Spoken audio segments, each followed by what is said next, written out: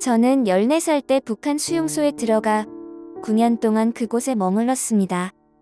그곳에서 여러 번 죽을 고비를 넘겼지만 그래도 수용소에 가지 않았더라면 제가 주님을 만나게 되는 일도 없었을 것입니다. 저의 어머니는 제가 태어나기 전부터 신앙을 가지고 계셨습니다. 그 통로가 무엇인지는 잘 모르지만 누나와 저는 어려서부터 어머니와 함께 가정예배를 드렸고 한 달에 한 번 산속에 있는 동굴로 들어가 신앙을 가진 다른 사람들과 정기적인 만남을 가졌습니다. 저는 사실 어머니와 그곳에 모인 사람들을 이해하지 못했습니다. 그 사람들을 제외한 제가 아는 모든 이들은 예수를 서양 귀신으로 알고 있었고 북한을 무너뜨리려는 미국의 계략으로 북한에 기독교를 퍼뜨리려 한다고 배웠기 때문입니다.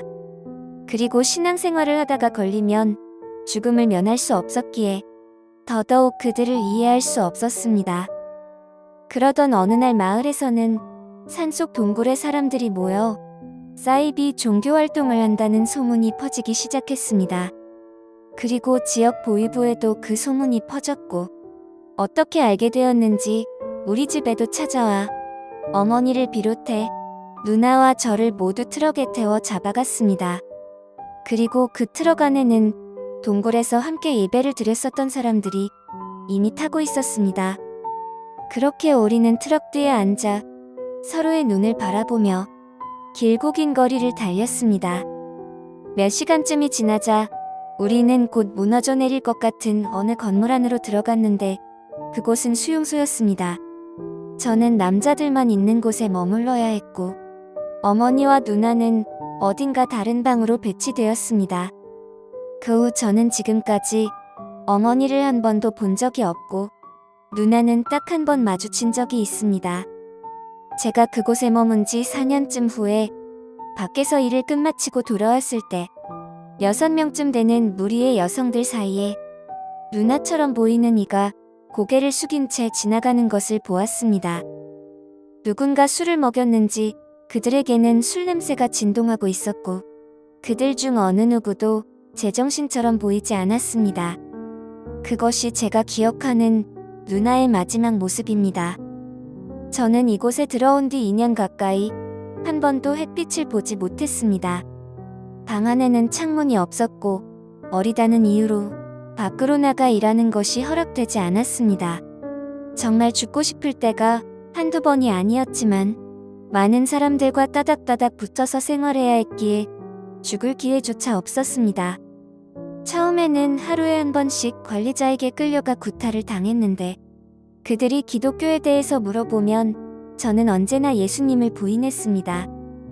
그들 앞에서 어머니를 저주했고 단 한 번도 예수를 마음속에 품은 적이 없다고 말했습니다. 그때 모든 것을 어머니 탓으로 돌렸기 때문에 어머니가 처형을 당했을지도 모르겠습니다. 그렇게 2년의 세월이 흘러갔고 저는 드디어 밖에서 일할 수 있게 되었습니다. 2년 만에 햇빛을 보자 바깥일이 허락된 것만 해도 무언가 희망적이고 자유가 된 기분이었습니다.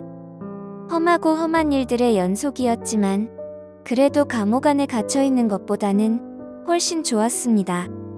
제대로 된 식사를 할 수 없는 상황 속에서 매일 12시간 이상 일해야 했고 일하고 들어오면 쭈그려 누워 잠을 청했습니다. 반복되는 생활 속에서 또 시간이 지나 제가 이곳에 들어온 지 5년쯤이 되어갈 때였습니다. 제가 머무는 방에 40대로 보이는 어느 아저씨가 들어왔습니다. 저는 그분과 친해지게 되었는데 그분도 신앙을 가지고 있다는 이유로 붙잡혀 왔습니다.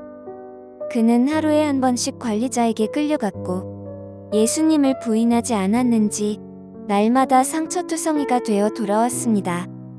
어느 날은 손가락이 부러져서 들어오고 또 어느 날은 눈동자가 안 보일 정도로 두 눈이 퉁퉁 부어 들어왔습니다. 하지만 무언가 이상한 점이 있었습니다. 저를 포함해서 감옥에 있는 대부분의 사람들은 모두 삶의 의지를 완전히 잃어버린 죽기 직전의 모습과 표정을 가지고 있었는데 그는 무언가 우리와 달랐습니다. 그의 몸은 죽어가고 있었지만 그의 표정은 살아있었고 늘 그에게는 무언가 광채가 나는 듯한 모습이 보였습니다. 그는 모진 고문 속에서도 기회가 될 때마다 저에게 예수님에 대해 말해 주었습니다. 그는 예수님이 자신과 언제나 함께 하시기에 어떠한 상황 속에서도 두렵거나 고통스럽지 않다고 말해 주었습니다.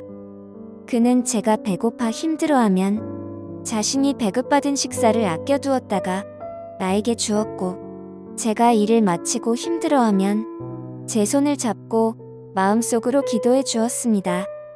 저는 처음에는 그의 말에 집중하지 못했지만 언젠가부터 그가 예수님에 대해 말하면 그에게 귀 기울이기 시작했습니다. 눈을 감고 있는 그를 보면 그가 기도하고 있음이 느껴졌고, 그때마다 저도 눈을 감고 기도하기 시작했습니다. 처음에는 살려달라고 기도했고, 그리고 이곳에서 나가게 해달라고 기도했습니다. 그리고 나중에는 어머니를 위해 기도했고, 또 누나를 위해 기도했습니다. 나중에 안 사실이지만 누나는 수용소에서 오랫동안 여자로서 겪지 말아야 될 험악한 일들을 경험했습니다. 저는 어머니와 누나에 대한 기도를 멈추지 않았고, 일할 때나 일하고 와서나 언제나 머릿속에는 예수님의 얼굴을 그리며 늘 예수님과 대화했습니다.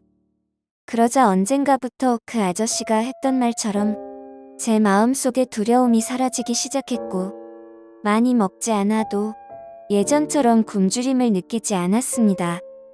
제가 하루하루 살아있음을 느꼈고, 예수님이 내 안에 살아계심을 느꼈습니다. 그러던 어느 날이었습니다. 제가 수용소에 들어온 지 7년이 지났을 무렵, 제 옆에 있어주던 그 아저씨는 고문으로 인한 후유증이 심해져 쭈그려 누운 채 작은 목소리로 예수님을 여러 번 부르다가 하나님의 부르심을 받았습니다. 그리고 2년 후 저는 드디어 수용소에서 나오게 되었습니다. 어머니와 누나의 소식을 들을 수는 없었지만 그들이 죽었을 것이라 짐작할 수 있었습니다. 저는 그 후 목숨을 건 탈북을 하게 되었는데, 제가 북한을 벗어나고 싶었던 이유는 딱 한 가지 때문이었습니다. 예수님에 대해 더 많이 알고 싶었기 때문입니다. 자유의 땅인 남한으로 오게 되던 날 밤, 저는 큰 소리로 주님을 여러 번 외쳤고 무릎 꿇고 두 손 모아 이렇게 기도했습니다. 주님, 감사합니다. 저는 세상에서 가장 행복한 사람입니다. 하루빨리 성경도 읽고 싶고 교회도 가고 싶어요.